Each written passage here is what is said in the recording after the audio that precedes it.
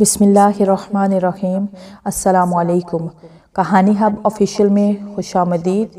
آج پھر دوستوں میں آپ کے لیے ایک بہت ہی اچھی اور سچی کہانی لے کر آئی ہوں۔ نئے آنے والے دوستوں سے گزارش ہے کہ وہ میرا چینل کو سبسکرائب کریں اور بیل آئیکن کو پریس کریں۔ تو چلیں بڑھتے ہیں کہانی کی جانب۔ عورت ہی عورت کا گھر اجارتی ہے اور محبت تو واقعی اندھی ہوتی ہے۔ جو لوگ دوسروں کو دھوکہ دیتے ہیں وہ خود بھی دھوکہ کھا جاتے ہیں۔ شیطانی دماغ اور خطرناک ارادوں سے پر اثر لوگوں کی کہانی جو دولت کے لیے کچھ بھی کر سکتے ہیں۔ انگاروں کو پھول سمجھ کر ہاتھوں میں کھیلنے والے لوگ ہمیشہ گھاٹے میں رہتے ہیں۔ جو آگ سے کھیلتے ہیں وہ خود بھی جل جاتے ہیں۔ عورت جب انتقام لینے پر آتی ہے تو شیطان بھی اس سے پناہ مانگتا ہے۔ اور اب میں اپنا انتقام لوں گی، عشرہ تیز آواز میں بولی۔ اس کی آنکھیں سرخ انگاروں کی طرح دہک رہی تھی۔ وہ بیڈ پر آڑی ترچھی لیٹی ہوئی تھی، دوپٹہ نیچے پڑا تھا اور اس کے بال بکھرے ہوئے تھے۔ اس کی آنکھوں سے آنسو رواں تھے اور اس کے ہونٹ کپ کپا رہے تھے جیسے وہ لرز رہی ہو۔ سامنے والے صوفے پر میراب بیٹھی ہوئی تھی اور سگریٹ پی رہی تھی۔ وسکی کی بوتل ابھی ختم ہی کی تھی کہ سگریٹ سلگا لی۔ وہ عشرہ کو دیکھ رہی تھی مگر ابھی تک وہ اسے دلاسا دینے کے موڈ میں نہیں تھی۔ عشرہ ہولے ہولے سسک رہی تھی۔ میراب لڑکھڑاتی ہوئی اٹھی، تیرے قدم اٹھاتی ہوئی بیڈ تک چلی گئی۔ صاف لگ رہا تھا کہ اس نے شراب پی ہے۔ وہ خمار آلود لہجے میں بولی، عشرہ یہ کیا پاگل پن ہے بیبی، خود کو سنبھالو، اس طرح بچوں کی طرح ریئیکٹ مت کرو، یہ زندگی ہے، اونچ نیچ تو لگی رہتی ہے۔ عشرہ نے اسے دیکھا اور ہائے یقینی سے اسے دیکھنے لگی۔ میراب تم نہیں سمجھ سکتی کہ میں کس کرب میں مبتلا ہوں اور میری ساری پلاننگ چوپٹ ہو گئی ہے۔ دراب کے لیے میں نے وہاب کو زندہ درگور کر دیا اور اب میں وہ سسکی، ہاں بولو بتاؤ نا کیوں خاموش ہو گئی ہو؟ میراب اب میں دراب کو نہیں چھوڑوں گی، میں اپنی ذلت کا بدلہ لوں گی اس سے۔ وہ ایک لمحے کے لیے کھوسی گئی۔ میراب نے سگریٹ کا ایک لمبا کش اس کے چہرے پر چھوڑ دیا۔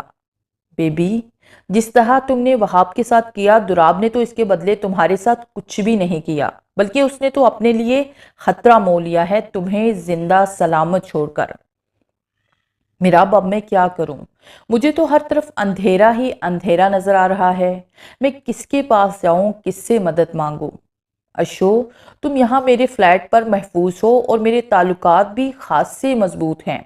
تم شروع سے بتاؤ، کہہ دو مردوں کے بیچ تم کس طرح پھنسی کہ صحیح فیصلہ نہ کر پائی۔ میراب کی سوالیہ نظروں کو دیکھ کر عشرہ ماضی میں پلٹ گئی۔ میراب تمہیں تو پتا ہے کہ حسن باکردار مرد کو بھی گھٹنے ٹیکنے پر مجبور کر سکتا ہے، اور میں بلا کی حسین ہوں۔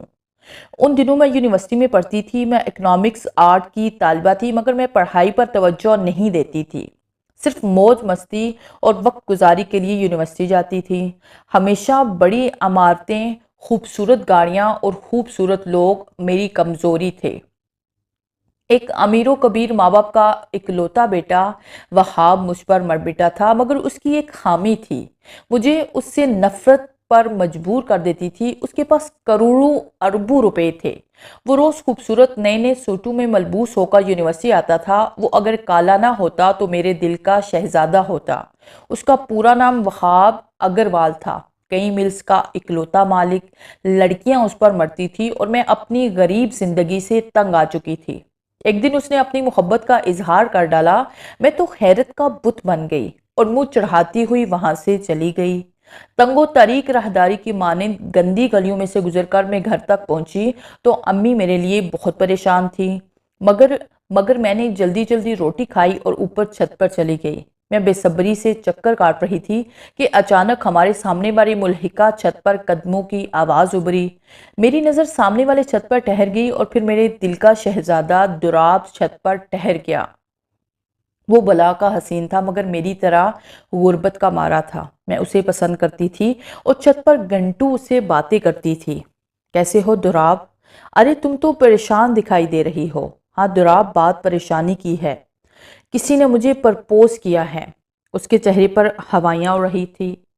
کون ہے وہ کمینہ؟ میں اسے زندہ نہیں چھوڑوں گا۔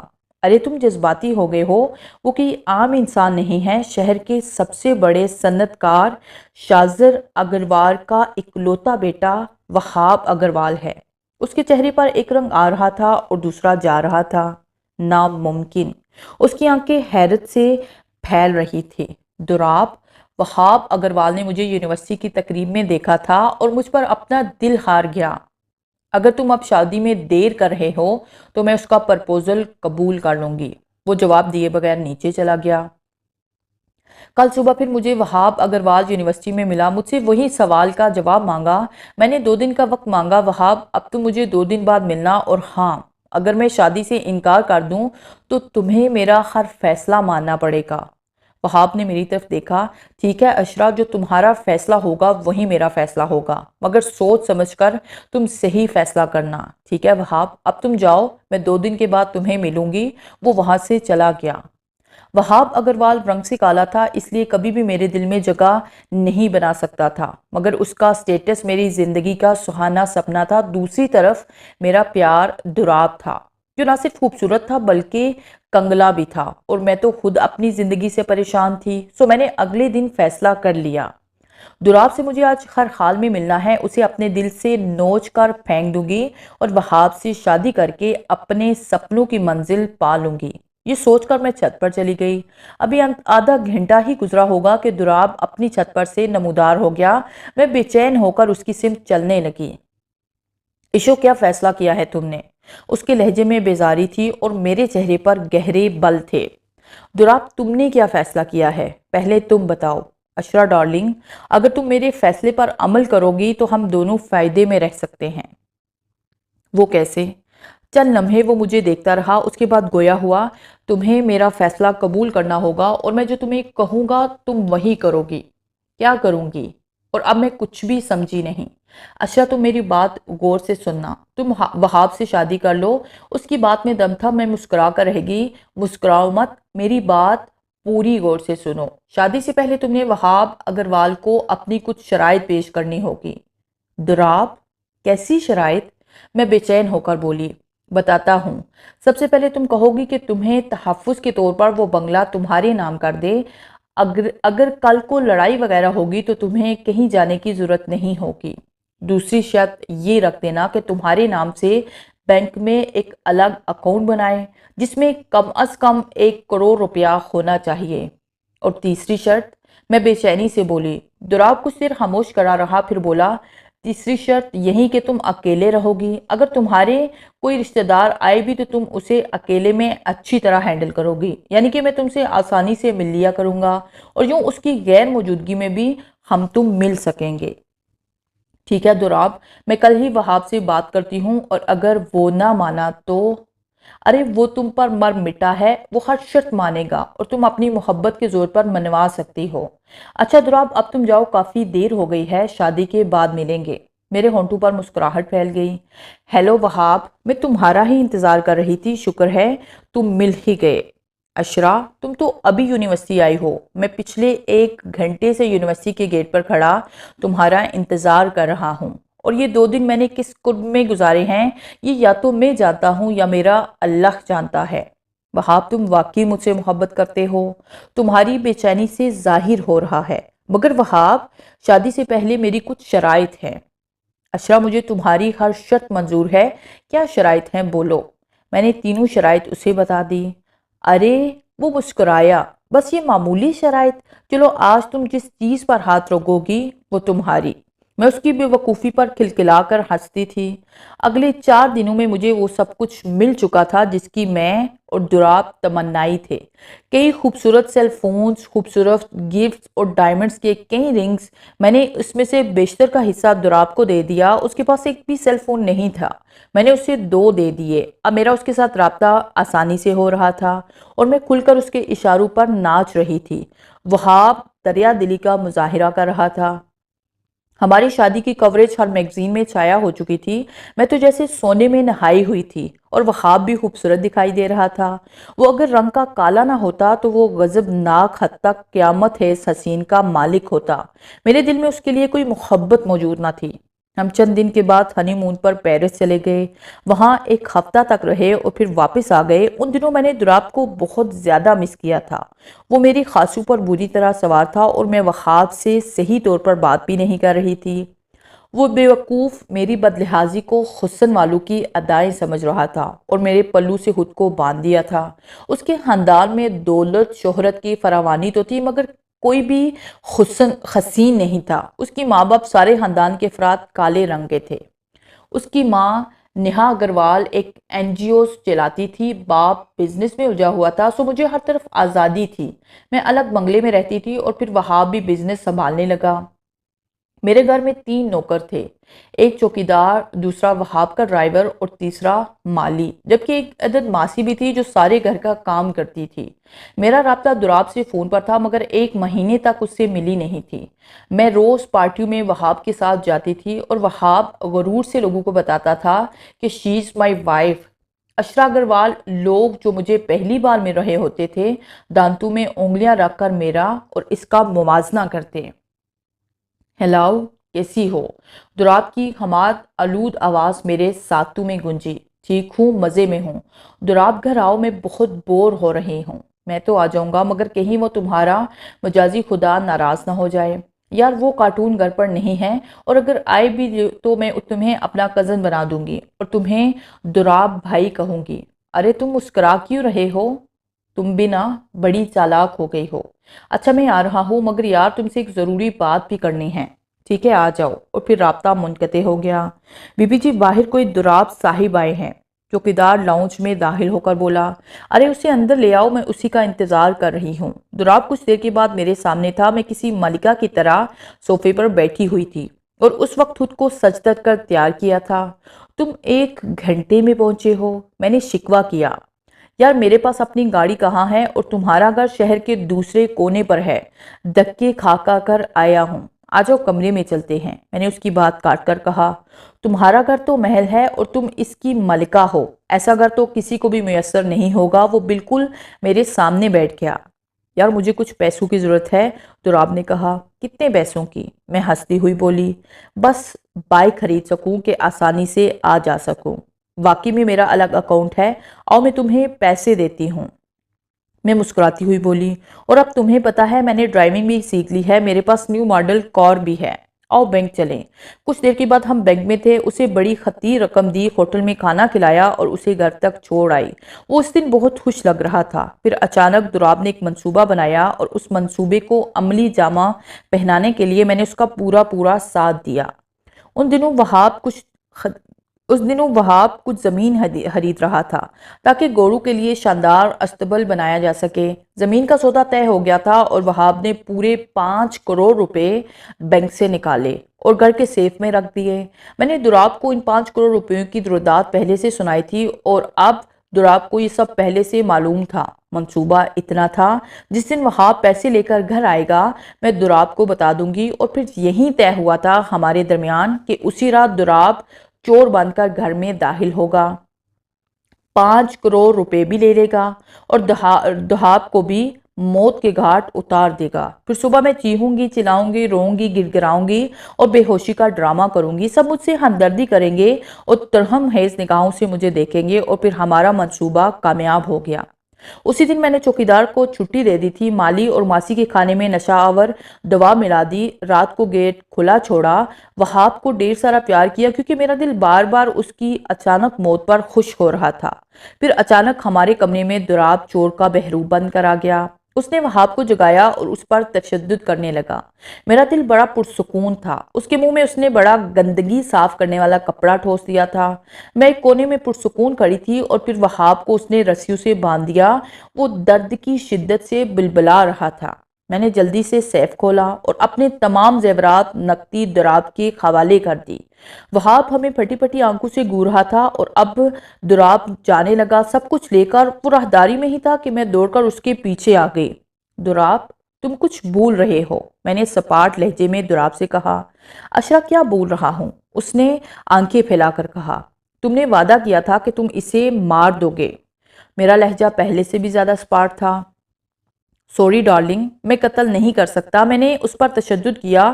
جب مارنے کا ارادہ کیا تو میرے ہاتھوں نے کام کرنا چھوڑ دیا۔ تب میں نے دراب کے ہاتھوں سے پستول لے لیا اور کمرے میں آ گئی۔ وہاب کی کھوپڑی میں 6 کے 6 فائر داغ دیے۔ دراب نے جب یہ دیکھا تو وہاں سے بھاگ گیا۔ میں نے پستول پر انگلیوں کے نشان صاف کیے۔ وہاب مر چکا تھا، خون فرش کو رنگ رہا تھا اور میں رونے کے بجائے مسکرا رہی تھی۔ صبح سب چورو کو برا بلا کہہ رہے تھے۔ میں نے یہ بات کہہ دی کہ وہاب نے چورو کے ساتھ مزاحمت کی، جس کے نتیجے میں چورو نے اس کو مار دیا۔ بار بار چیخ پڑتی۔ میرے نزدیک یہ معمولی رقم تھی جو چور گھر سے لے گئے تھے۔ اسے کچھ سمجھ میں نہیں آ رہا تھا، مگر میں نے اپنی اداکاری سے اس کی غلط فہمی دور کر دی کہ اس نے معمولی مزاحمت کی تو ایک چور نے اشتعال میں آ کے اس کو گولیاں مار دی۔ پولیس نے میرا بیان ریکارڈ کروائے۔ گھر کے نوکر وغیرہ سے پوچھا گیا، وہ بے خبر تھے۔ سو اگلے دن تک سوگ جاری رہا۔ میں نے 3 دنوں میں یہ وقت کس قرب میں گزارا تھا۔ میں نے دراب کے لیے شہر سے تھوڑی دور ایک کوارٹر خریدا تھا جس میں زندگی کی ہر آسائش موجود تھی۔ تیسرے دن جب شام ہوئی تو مجھ سے صبر نہ ہو سکا اور گاڑی نکالی۔ میں دراب کو کال کرنا چاہتی تھی کہ اس کا موبائل بند چل رہا تھا۔ میرا رخ کوارٹر کی طرف تھا۔ شہری حدود سے نکل کر ہائی وے پر پہنچ گئی اور اس کے بعد میں کوارٹر میں پہنچ گئی۔ کوارٹر 2 کمروں پر مشتمل تھا۔ میں نے گاڑی لاک کی اور مین گیٹ کھلا چھوڑ کر اندر داخل ہو گئی۔ شام کا وقت تھا، آسمان پر چند ستارے نمودار ہوئے تھے۔ میں دراب کو سرپرائز دینا چاہتی تھی۔ میرے دل میں کتنی امنگیں تھی، آنکھوں میں سپنے تھے، دل بےتاب تھا اور میں اضطراب میں مبتلا تھی۔ میں دبے قدموں کمرے تک پہنچ گئی۔ میں جو ہی کمرے کا ہینڈل گھمانا چاہتی تھی کہ ایک کہکہے نے میرے قدم ساکت و جامد کر دیے۔ کوئی لڑکی تھی جو دراب کے ساتھ اونچے لہجے میں بات کر رہی تھی۔ دراب، چھوڑ دو، وہ اپنی عدت کے دن گن رہی ہوگی، اور تم نے واقعی کمال کر دکھایا۔ تم تو ہو زبردست کہ تمہارے ہاتھوں وہ بے وقوف بنتی چلی گئی۔ اس لڑکی کے رکتے ہی دراب کا کہکہا بلند ہو گیا۔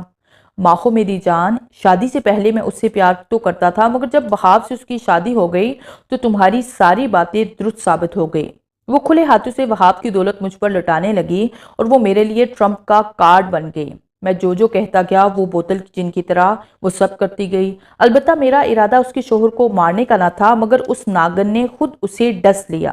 میرا ارادہ تو تھا کہ مزید دولت اس سے نکل سکتی ہے۔ اس کے بعد دونوں میں خاموشی چھا گئی۔ دراب، تم اس کا کیا کرو گے؟ ماہو کی آواز میں تفتیش تھی۔ میں اس کو مار دوں گا۔ جو اپنے شوہر کی نہ بن سکی وہ میری کیا خاک بن سکے گی؟ دراب کے لہجے میں گہرا طنز تھا۔ اب یہ سب مشورے میں نے تمہیں دیے تھے، اسی لیے تم سرخرو ہوئے۔ ہاں، مانتا ہوں تم بہت تیز ہو۔ دراب، باہر چلتے ہیں، کسی اچھے سے ہوٹل میں ڈنر کرتے ہیں اور وقت بھی اچھا گزار لیں گے۔ ٹھیک ہے ماہو، میں فریش ہو کے نکلتا ہوں۔ اس نے باتھ روم جاتے وقت ماہو کے کان میں کچھ کہا ہوگا کہ ماہو کے کہکہے چھوٹ گئے۔ میں نے تو کبھی یہ سوچا بھی نہ تھا کہ دراب اتنا بڑا گیم میرے ساتھ کھیل رہا ہے۔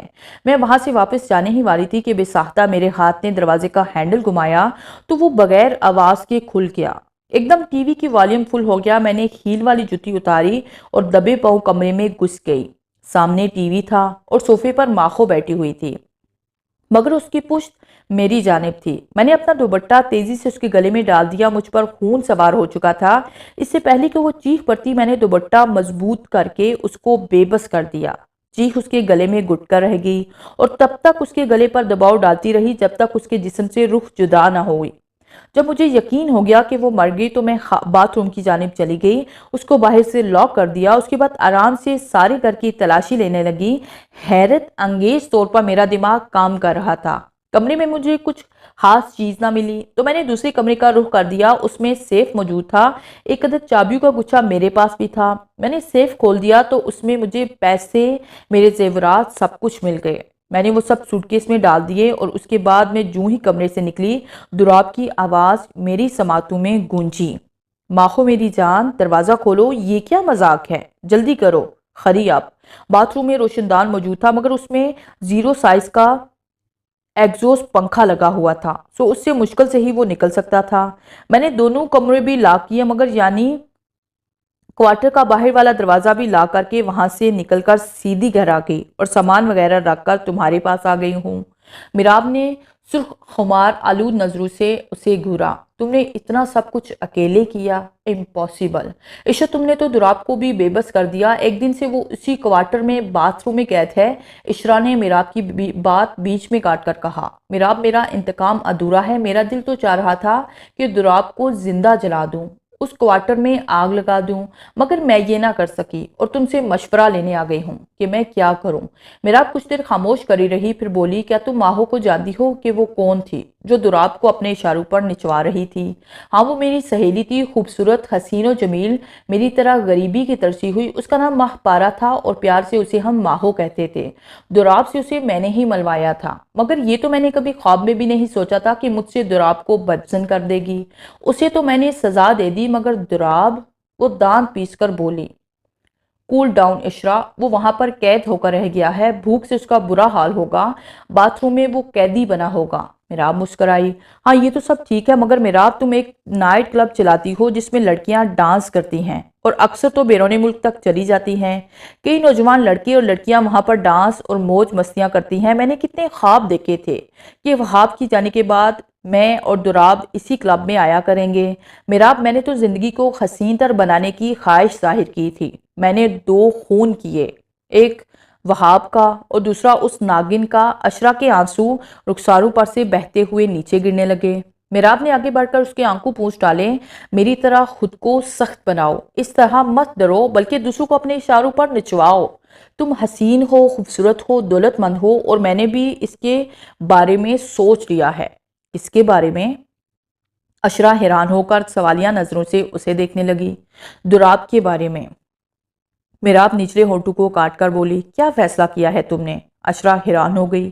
اچھا، تم اٹھو، میرے ساتھ چلو، ہمیں کوارٹر تک جانا ہے۔ مگر کیوں؟ عشرا منمنائی۔ اس لیے کہ دراب کو سزا دینے کا وقت آ پہنچا ہے۔ چلو، میراب نے عشرا کا ہاتھ پکڑ کر کہا، اور پھر وہ دونوں گاڑی میں بیٹھی ہوئی کوارٹر کی جانب چل دی۔ لوگ پہنچ گئے۔ کوارٹر کے سامنے گاڑی کے ٹائر چڑچڑائے۔ اندر چلیں، میراب نے کہا۔ میراب، مجھے بہت ڈر لگ رہا ہے، کہیں وہ زخمی شیر نہ بن گیا ہو۔ دیکھو، کچھ بھی نہیں ہوگا، میرے پاس پسٹل ہے، اور دیکھو کوئی بھی یہاں نہیں ہے۔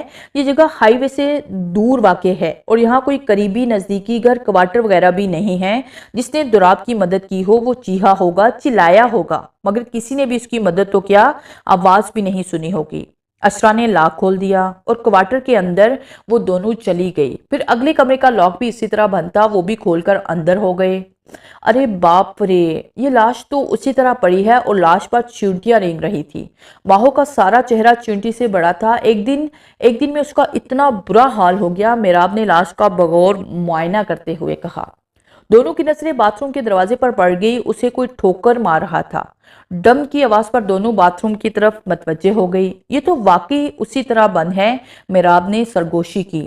ہاں دیکھو، اگر باتھ روم کا دروازہ نازک ہوتا تو کب کا ٹوٹ چکا ہوتا، مگر شاید وہ باتھ روم میں اکیلا ہے، اس کے پاس کوئی اوزار وغیرہ نہیں ہے، تبھی تو باتھ روم کا دروازہ صحیح سلامت ہے۔ عشرا بھی سرگوشیوں میں کہنے لگی۔ تب اچانک روشن دان میں سے 2 سرخ آنکھیں انہیں دکھائی دی۔ وہ دراب تھا۔ اس نے دونوں کو دیکھ لیا۔ عشرا، شکر ہے تم آ گئی، باتھ روم کا دروازہ کھول دو، دراب کھانستے ہوئے بولا۔ عشرا نے آگے بڑھ کر دروازہ کھول دیا اور دراب لڑکھڑاتا ہوا باہر گر گیا۔ یہ کیا ہے دراب؟ عشرا پریشانی سے بولی۔ دراب نے ساری رات اور دن کے وقت دروازے پر زور آزمائی کی تھی، جس کی وجہ سے وہ بے حد تھکن محسوس کر رہا تھا۔ اب شام کا وقت تھا۔ پتہ نہیں ایشو ڈارلنگ کہ یہ سب کیسے ہو گیا، وہ پلنگ پر لیٹ کر بولا۔ اچھا تم آرام کرو، یہ میری سہیلی میراب ہے، اور یہ لڑکی کون ہے؟ پتہ نہیں، عشرا اداکاری کر رہی تھی۔ دراب نے اپنے ہاتھ قابو میں کر رکھے تھے، مگر وہ بری طرح کچھ غلط ہونے کا احساس محسوس کر رہا تھا، کیونکہ اسے احساس تھا کہ ماں پارا کو عشرا اچھی طرح جانتی ہے۔ اسے یہ کہنا چاہیے تھا کہ ماں پارا یہاں کیا کر رہی تھی جو اب مردہ حالت میں ملی ہے، اور تم باتھ روم میں قید کیسے ہوئے؟ دراب نے آنکھیں بند کر لی، اور پھر جب اس نے محسوس کیا تو وہ بری طرح پھنس چکا تھا۔ میراب اور عشرا نے اس کے ہاتھ پیر باندھ دیے تھے۔ عشرا، تم یہ کیا کر رہی ہو؟ دراب اچھلا، مگر وہ اپنی جگہ سے ٹس سے مس نہ ہوا۔ ڈارلنگ، تم کیا سمجھتے ہو؟ بے وقوف سمجھ رکھا ہے مجھے؟ میں نے وہاب کو مار دیا اور اب تمہاری باری ہے۔ میرے نزدیک بے وفائی کی سزا موت ہے۔ ماہ پارا کو بھی میں نے مارا تھا، وہ غضبناک ہو کر چیخ اٹھی، میں نے ہی تمہیں یہاں پر قید کر دیا تھا کیونکہ مجھے تمہاری اصلیت معلوم ہو گئی تھی، اور اب میراب کے مشورے کے مطابق میں تمہیں سخت سے سخت سزا دوں گی۔ میراب نے سگریٹ سلگائی اور دھواں دوراب کی خوفزدہ چہرے پر چھوڑ دیا اور اپنے بیگ سے 2 عدد باریک کیلیں نکالی۔ میراب نے وہ دونوں کیلیں دوراب کے چہرے میں ٹھونک دی۔ اس کی ایک بھیانک چیخ نکل گئی، اس کا چہرہ خون سے تر ہو گیا۔ میراب وہ کیلیں نکالتی اور جگہ جگہ اس کے خوبصورت چہرے میں سوراخ کرتی۔ ہر بار دوراب کا چہرہ بگڑ جاتا اور بھیانک چیخ اس کے منہ سے نکلتی۔ اشرا نے بے رحمی سے دوراب کی زبان باہر کھینچ لی اور تیز دھار بلیڈ سے اس پر کٹ لگا دی۔ خون سے اس کی زبان بھر گئی، زبان کا سرا اشرا کے ہاتھ میں رہ گیا۔ میراب اب کیا کریں؟ اب اس کی دونوں ٹانگیں توڑ دو تاکہ یہ پھر ایسی کوئی حرکت نہ کر سکے، اور اب یہ ساری عمر کسی فٹ پاتھ پر پڑا رہ کر بھیک مانگے گا۔ 3 دن بعد وہ دونوں راستے سے گزر رہی تھی۔ دوراب فٹ پاتھ پر پڑا کڑاہ رہا تھا، اسی جگہ ان دونوں نے اسے پھینکا تھا۔ 100 کے 2 عدد نوٹ دونوں نے اس کے بائیں ہاتھ پر رکھ دیے۔ وہ ان دونوں کو پھٹی پھٹی آنکھوں سے دیکھنے لگا۔ اس کا دایاں ہاتھ بھی میراب نے مفلوج کر دیا تھا۔ میراب ایک صفاق حسینہ تھی جو دوسروں کو اذیت دے کر خوش ہوتی تھی، اور اب ایک اور خونی تتلی کا اضافہ اس کے گروپ میں ہو گیا تھا۔ میراب خود کو خونی تتلی کہا کرتی تھی۔